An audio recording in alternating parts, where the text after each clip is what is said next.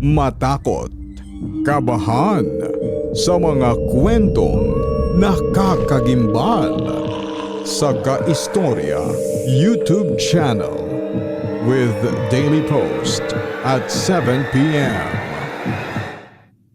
Dito sa Papa Dudut Stories, ikaw ay hindi nag-iisa.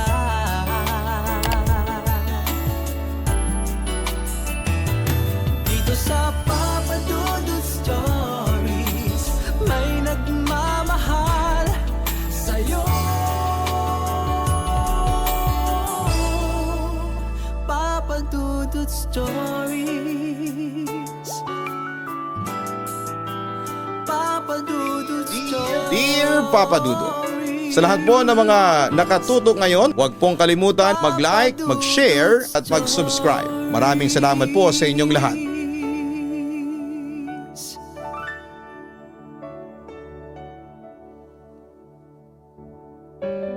Magandang araw po sa inyong lahat. Tawagin niyo na lamang po ako sa pangalang Chelsea ng Taguig City. At katulad ng mga letter senders mo ay may gusto rin po akong ibahagi sa inyo na isang kwentong totoong nangyari sa akin at masasabi kong nagpabago ng aking buhay.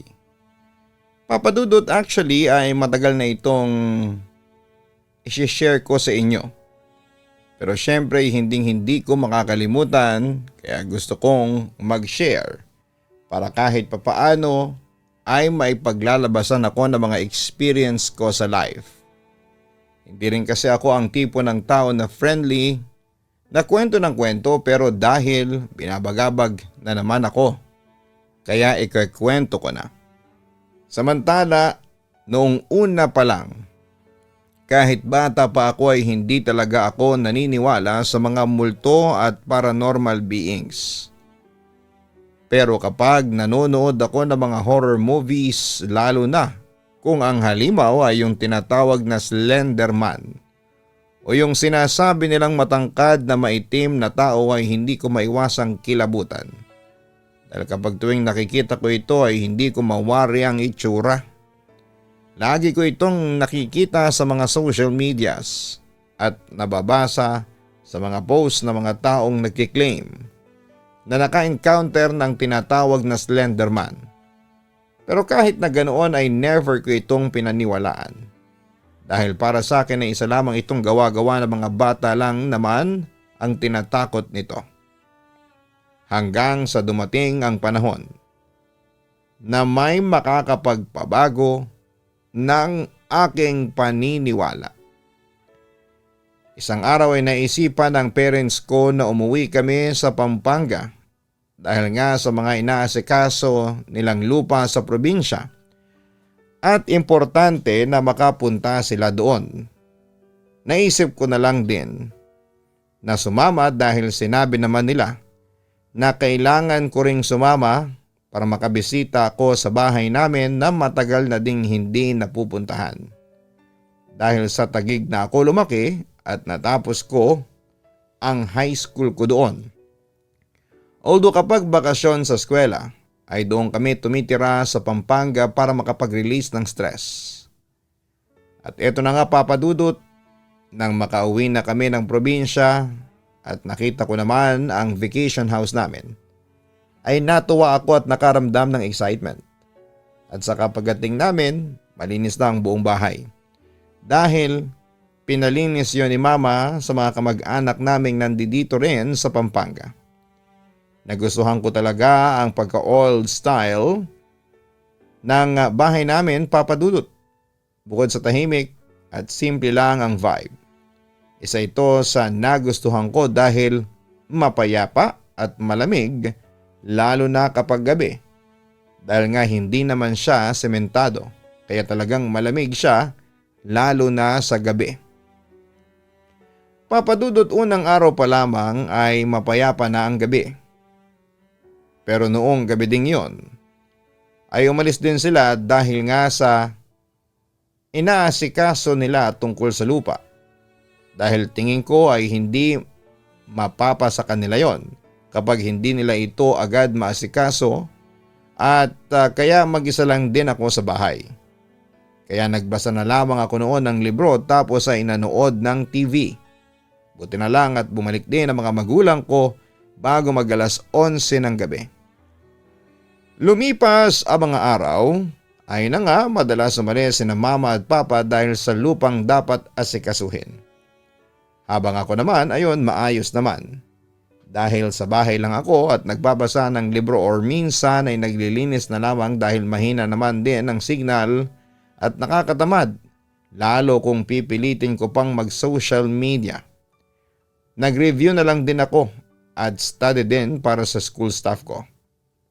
Hanggang sa dumating ang araw na medyo naboboard na ako dahil na nga sa bahay lang ako palagi at nauulit lang ata ang mga ginagawa ko. Kaya naisipan ko na lang na lumabas at libangin ang sarili ko. Take note, ang bahay namin ay napapalibutan ng mga halaman din at sa paglabas mo ng compound ay may mga talahib at daan din papunta sa mga bundok or basta parang gubat ang tawag doon malapit sa amin.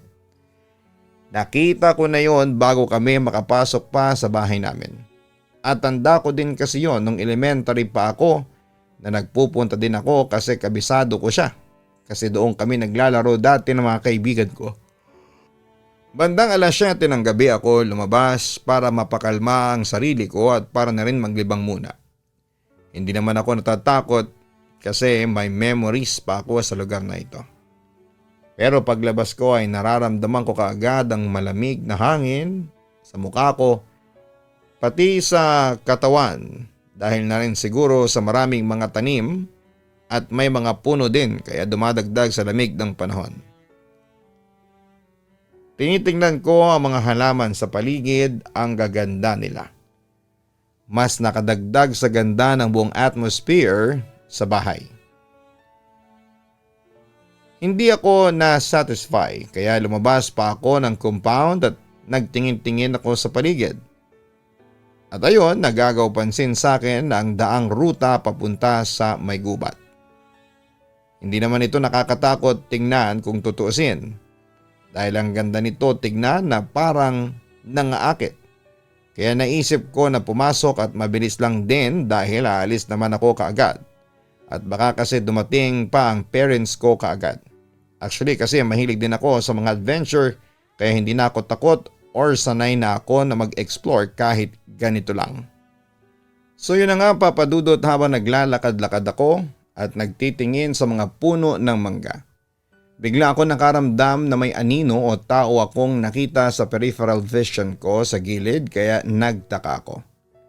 Lumingon ako at tinitingnan ko yon at nakita ko na wala naman kaya feeling ko ay namamalik mata lamang ako. Pero nagsimulang mapuno ang imahinasyon at curiosity ko. Kaya tumingin ulit ako doon sa puno ng mga mangga. At doon ay nakikita ko naman na may anino o madilim sa gilid ng mata ko.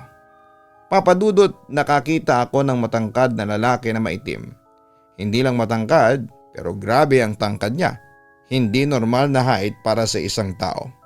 Hindi ko masyadong maaninag ang itsura pero ang tangkad niya at sobrang payat. Sa mga time na yon ay naistatwa ko at hindi ko alam ang gagawin. Kung ano-ano mga pumasok sa utak ko habang hindi ko maalis ang tingin ko doon sa matangkad na lalaki. Maya-maya ay parang gumagalaw ito at parang pabagal ang hakbang niya habang papalapit sa pwesto ko. Nakaramdam ako ng takot kaya napatakbo ako palayo doon sa matangkad na lalaking lumalapit. Feeling ko ay daig ko pa ang mga nasa Olympic sa pagtakbo. Nagkanda dapa-dapa na ako pero wala akong pakialam. Gusto ko lang makaalis, makatakas. Muntik pa nga akong maligaw pero tanda ko pa ang ruta kaya nakabalik pa rin ako sa bahay ko papadudot. At yun na nga, nakauwi ako ng bahay na sugat-sugat ang paa ko. Pero hindi ko na ininda ito at sa halip ay nagkulong ako sa kwarto ko hanggang sa nakatulog ako. Kinaumagahan pagising ko ay saka ako naglinis ng katawan at sugat. Tapos pagdating nila mama at papa ay sinabi ko sa kanila ang nangyari. Napagsabihan tuloy ako at aware naman ako na baka kasalanan ko din kaya nanahimik na lamang ako sa buong araw. Samantala noong araw ding yon ay nag-research ako sa Google tungkol sa nilalang na nakita ko. At sa kaka-research ko, ayun nalaman ko na baka Slenderman nga ang na-encounter ko. At buti na lang din at nakatakbo ako ng mabilis dahil sigurado daw na mapapahamak ako sakali mang naabutan ako ng nilalang na yon, Papa Dudut. Pagkatapos ng ilang araw ay bumalik ako sa Taguig dahil na rin sa takot na nararamdaman ko. Okay lang na mag-isa ako doon sa bahay namin, at least hindi probinsya at maraming tao. At siguradong hindi ako susundan ng Slenderman doon dahil maraming tao ang gising at pakalat-kalat sa kalsada kahit na madaling araw. Pumayag din noon ang mga magulang ko na bumalik ako sa bahay namin, pero nagpaiwan sila sa Pampanga dahil hindi pa tapos noon ang kanilang problema. So akala ko, Papa Dudut, ay hindi ko na mai-encounter pa ang nilalang na yon. Ngunit lumipas sa mga taon at nagdalaga na ako. Kinakailangan kong bumalik ng Pampanga para magbakasyon doon at mag-distress. Hindi naman ako takot sa bahay namin, basta hindi na lang ako lalabas ng gabi at mag-adventure doon sa gubat. Mag-isa lamang akong nagbakasyon noon sa Pampanga. Sina Mama at Papa naman ay nagpaiwan sa Taguig para asikasuhin ang negosyo namin. Pero hindi tulad noong dati ay madali na akong nababagot kapag mag-isa lamang ako sa bahay. Kaya naman nagpasya akong hiramin noon yung aso ng tiyahing ko, isang golden retriever ng pangalan ni Nogat. Dahil sa aso ko kaya nalilibang ako sa bahay kahit na mag-isa lamang ako doon. Samantala isang gabi nasa sala na ako at nanonood ng TV habang si Nogat naman ay naglalaro. Then after few minutes ay bigla siyang tumahol ng tumahol. At ako naman syempre nagulat kasi ba't naman siya tatahol 12 midnight na. Nogat! Shhh! Pinapatigil ko siya pero hindi tumitigil sa kakatahol ang aso. Tapos ay bigla siyang nagtatakbo papalabas at ako ay nataranta malamang. Nagsisi ako kasi nakalimutan kong ilak ang screen ng pinto kaya nakalabas pa rin ang aso. Hinabol ko si Nogat at tumungo siya sa gubat, which is madilim na. Ako naman ay natigil at natakot kasi nakakatakot naman talagang pumunta sa gubat ng 10 oras ng gabi. At saka naaalala ko yung nakita kong Slenderman. Kaya nagalinlangan talaga akong hanapin ang aso ko. Pero sa huli na-realize kong hindi ito ang oras para matakot kasi kailangan kong mahanap si Nogat. At mahal ko talaga yung aso kong yun. Kaya mas pinapangunahan ako ng takot hindi para sa multo kundi kay Nogat na baka mawala. So tumungo na din ako sa gubat. Hindi alintana ang lamig ng hangin. Nakita ko rin si Nogat pero tahol ng tahol at tumatakbo pa rin ito. Ako naman ay hinahabol pa rin siya hanggang sa tumigil siya sa may malaking puno. Hindi ko alam kung anong klaseng puno, malaki siya talaga tapos ay mataas siyang puno. Yung parang sa mga TV na puno daw ng mga kapre tapos ayun tahol siya ng tahol doon. Ano ba Nogat? Tara na. Ano ba yung tinatahol mo dyan? Sabi ko. Pero na-realize ko na hindi rin pala sasagot ang aso ko. After a few seconds ay biglang may sumitsit. Ako naman ay naistatwa lang at hindi nakaimik. Bigla na lang ako napatingala sa malaking puno at doon na talaga nanlaki ang mata ko at tila na froze ako sa kinakatayuan ko. May isang matangkad na lalaki at payat na payat. Kalbo rin ito at itim ang kanyang mga mata. Malaki din ang bibig niya na parabang sakop na lahat ng pisngi niya. Wala naman siyang ilong at tenga, humutubad din siya kaya kitang kita ko halos na butot balat lamang ang kanyang katawan. Sa puntong yun ay na-realize kong eto na yung Slenderman na sinasabi nila. At first time kong makakita ng ganon sa malapitan. Papa Dudut, parang bumigat yung pakiramdam ko at kung ano-anong pumasok sa utak ko. Hindi na nga ako makaimik at tila napako na talaga ang mga paa ko. Habang ayon nagkatitigan kami.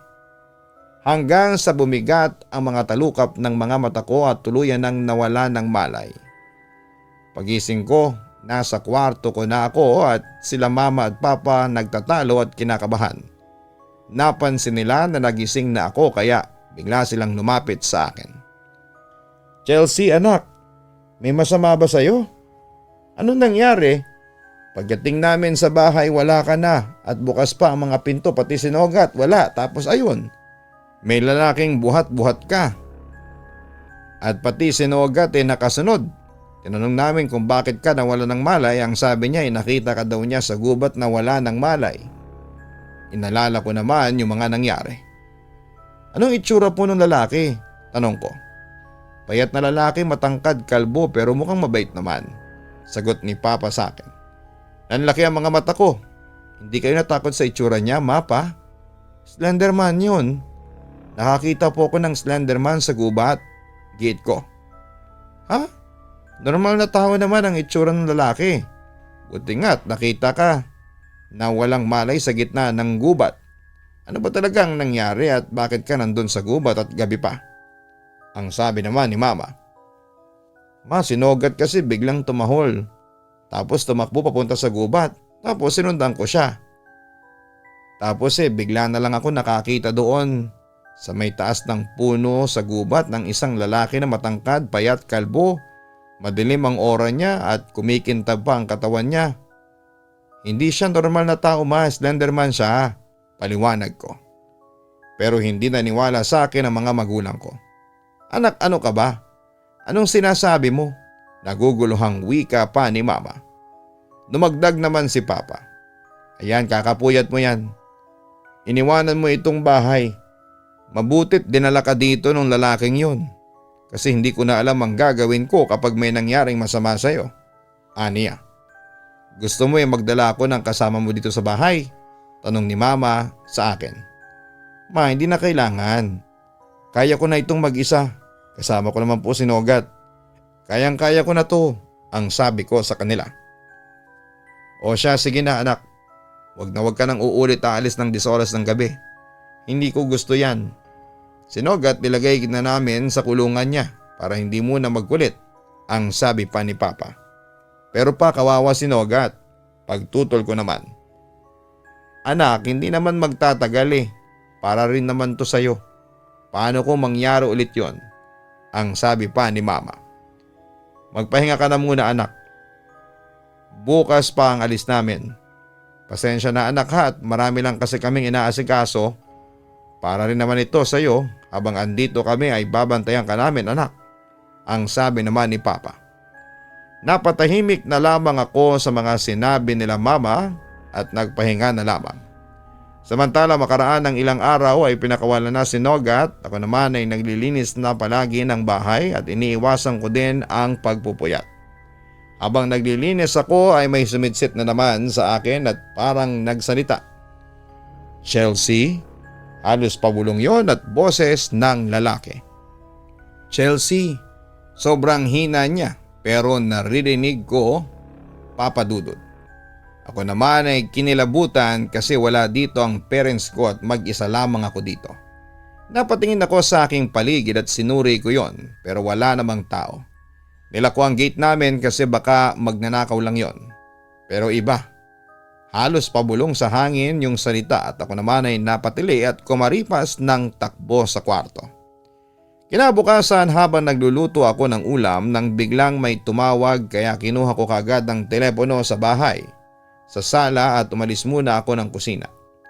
Tumawag pala si mama at ibinilin na hindi sila muna makakauwi at ilako daw lagi ang gate at kung sakali mang naubusan si Nogat ng pagkain at maging ako ay bumili na lang daw ako, malapit lang naman daw ang market.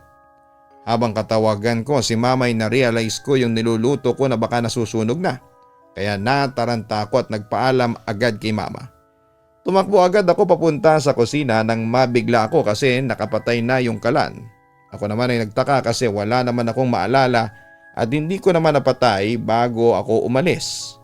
So ako ay iniisip ko na lang na baka namamalik mata lamang ako. Pagkatapos kumain ay nagwalis ako sa labas.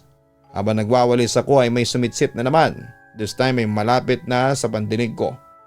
May sumisipol at napalingon ako sa bahay at hindi ko inaasahan ang makikita ko. Yung nilalang na mukhang Slenderman pero ang pagkakaiba ay nakapagsasalita ito.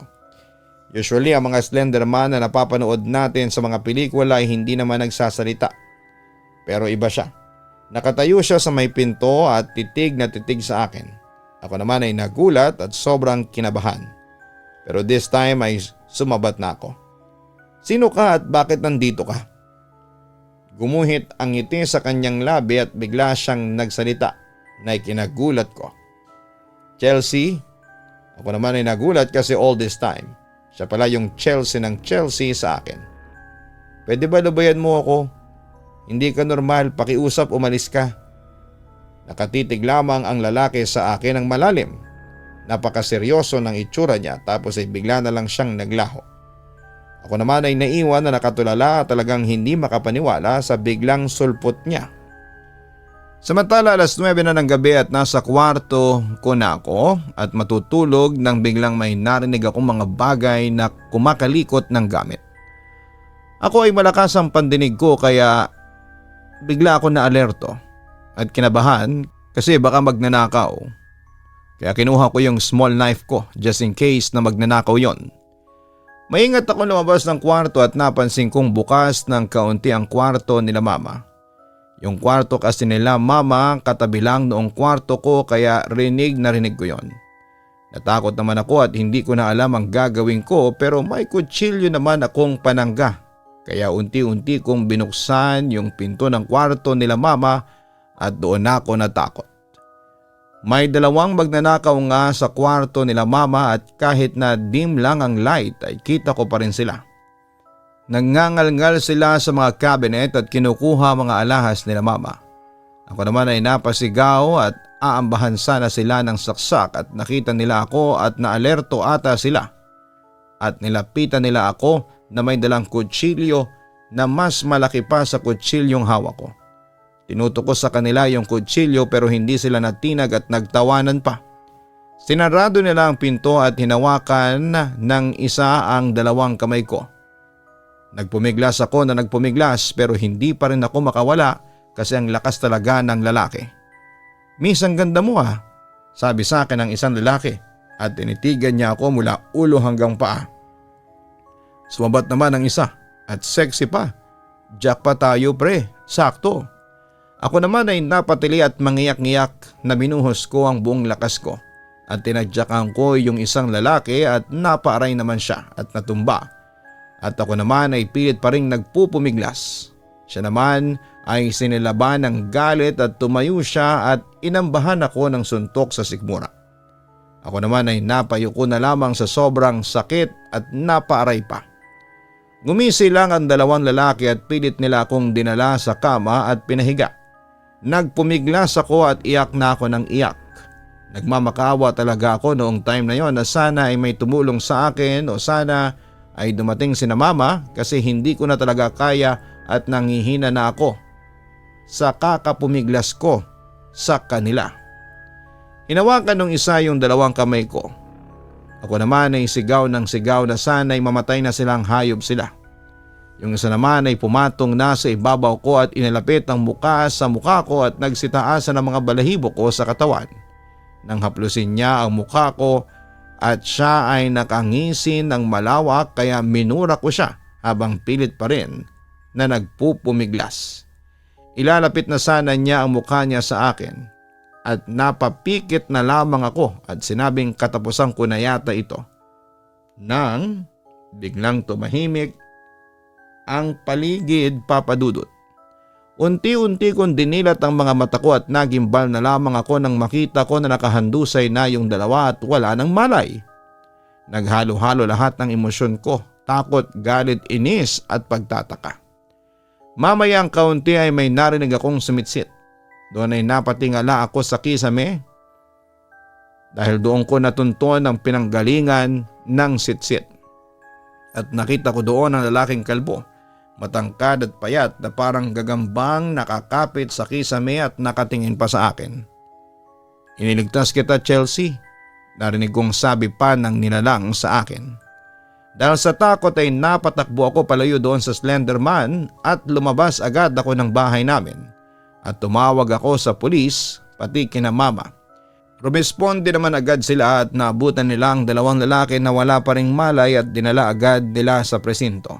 Sina mama at papa ay umiyak sila noong makwento ko yung nangyari at sinisisi ang sarili nila sa nangyari. Humingi sila ng tawad dahil hindi nila ako nabantayan. Sinabi pa nila na mabubulok sa kulungan ng dalawang walang hiyang mga magdanakaw na yon at patong-patong na kaso ang mga nakuha nila. Ako naman ayon tulala at na-trauma sa mga nangyari. Samantala Papa Dudut, dahil sa nangyari ay umuwi na agad kami ng Taguig. Pero hanggang Taguig ay tila sumusunod sa akin ng Slenderman dahil nagpapakita pa rin po ito sa akin sa panaginip. Dahil dito ay humingi na ako ng tulong sa isang pare. Dinasalan niya ako at binigyan ng rosaryo. Ang payo sa akin ay magdasal lamang ako ng rosaryo at hindi na raw ako susundan ng elementong sumusunod sa akin. At yun nga ang ginawa ko, hindi ako nagsasawang magdasal ng rosaryo kaya unti-unting nawala na yung pakiramdam ko na sinusundan ako. Naging magaan ang pakiramdam ko at bumalik sa dati ang buhay ko. Papadudot sa maniwala kayo o hindi, pero nangyari talaga ito sa buhay ko. Alam kong hindi siya hallucination kasi nung nagpa-check up naman ako sa psychologist ay normal naman daw ang pag-iisip ko. Pero hanggang ngayon ay hindi pa rin ako sigurado kung anong klaseng nilalang ang lalaking yon. Kung siya ba ay isang Slenderman o isang engkanto o maligno. At hindi ko rin alam kung ano ba talaga ang pakay ng nilalang na yon sa akin. Ewan ko. Ayaw ko na rin kasing alamin pa. Basta ang mahalaga ay hindi na niya ako sinusundan. At hindi ko na siya nararamdaman. Papadudot, hanggang dito na lamang ang sulat ko. Muli ay maraming salamat at magandang gabi sa inyong lahat. God bless and more power sa Papadudot YouTube channel and Spotify. Lubos na gumagalang, Chelsea. Maraming salamat Chelsea sa pag-share mo ng iyong kwento sa aming programa. Katulad ng mga sinasabi natin dati pa sa mga nakaraang kwento, kapag ikaw ay nilalapitan ng isang elemento o masamang espiritu, ang ibig sabihin ay medyo mahina ang iyong depensa. Paano mo mapapalakas ang iyong depensa? Lakasan mo ang iyong paniniwala at pananampalataya sa Diyos. Huwag mo lang siyang alalahanin dahil nasa panganib ang buhay mo o dahil sa ginugulo ng mga elemento ang iyong buhay. Maniwala at magdasal ka sa Kanya kahit na maayos ang buhay mo. Magpasalamat ka sa mga biyayang pinagkakaloob niya sa iyo at higit sa lahat ay gumawa ka ng mabuti sa iyong kapwa. Kapag nagawa mo yon ay lalakas ang iyong pananampalataya at depensa laban sa mga puwersa ng kadiliman.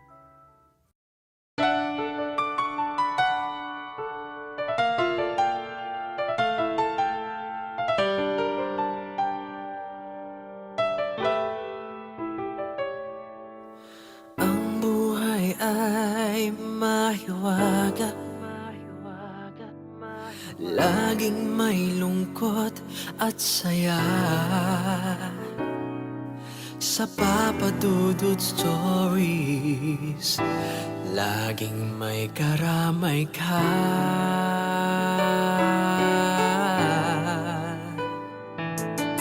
Mga problemang kay bigat, dito ay pakikinggan ka. Sa Papadudut Stories, kami ay iyong kasama. Dito sa Papadudut Stories, ikaw ay hindi nag-iisa.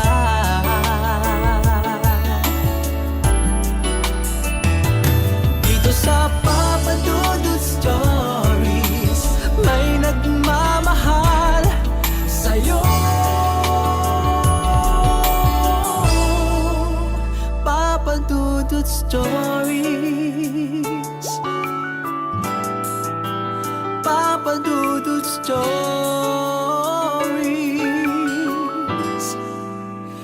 Papadudut Stories.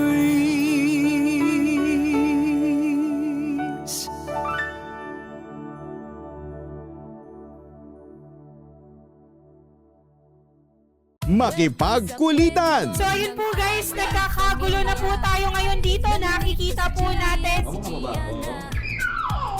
Hi everyone! So ayun na po, may mga bisita po kami. Andito po ngayon. Makipagtawanan.